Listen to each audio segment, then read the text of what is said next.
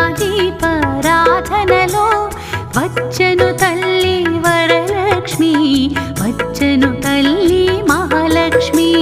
సాయంకాల సమయములో సంధ్యాదీపారాధనలో వచ్చెను తల్లి వరలక్ష్మి, వచ్చెను తల్లి మహాలక్ష్మి.